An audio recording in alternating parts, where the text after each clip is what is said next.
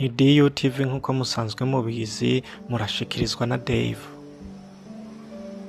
Nkaba nkwibutsa nimba ari irya mbere uje kw'iyi channel gukanda subscribe, gufungura inzogera kugira ubashe kubana natwe mu biganiro tuzoza turabashikiriza hano. Uno musi rero tukaba tugiye kurabira hamwe ibimenyetso bitatu biranga umuhungu yababajwe mu rukundo. Icambere, uno muhungu ubuzima bwatumye agira agahinda ku buryo ubu ahanini ari uwo kumviriza gusa, ntavuga, ntagikunda kwisigura, n'uwo kuguma acecetse gusa. Uno musore yatakaje ijwi ryiwe mu nzira kandi ubu ntiyifuza kuguma arikoresha ukundi. Igihe cyose avuze ibyo yiyumvira canke ivyiyumviro vyiwe bimutera kugira isoni naho atariwe aba yakoze amakosa. Igihe cyose ibyo byose vyama bimugarukirako.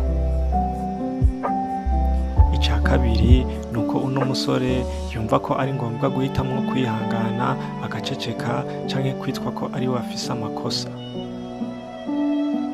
Uno musore ntagifise ubushobozi bwo kurwana urwo rugamba ukundi, yageragejwe no gukinishwa no kwirengagizwa mu buryo yerekana ko yiyumva. Ubu rero yihanganira mu mutima, yerekana gusa ko ibintu byose ari bisanzwe. Ica gatatu nuko iyo umubajije uko amerewe yama akubwira ko ameze neza canke ari mu buryo bwiza. Gusa ikiri ukuri nuko atameze neza habe na gato. Umusore ntazi neza ko agiye kubandanya ameze uko, gusa igihari nuko amaze gutuma abantu benshi bamwubahuka. Uno musore ari mu gihe cyo kugabanya guha amahirwe menshi abantu, kuko uko ayongera niko bamwubahuka cyane, niko batakimutinya.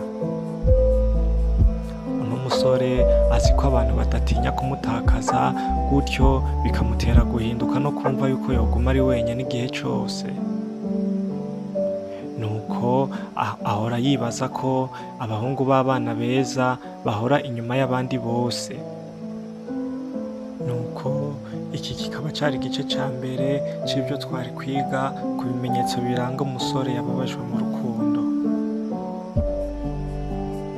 Ndibaza neza yuko tuzobana mu gice ca kabiri cavyo. Nuko rero nkaba ndangije nshimira mwebwe mwafashe akanya ko kunkurikirana. Mwari kumwe na Dave Uwikunze. Nimba nawe ufise ico woshikiriza canke wokongera ko kuri ibi mvuze, andika ngaho muri komantere. Murakoze cyane, mugire ibihe byiza.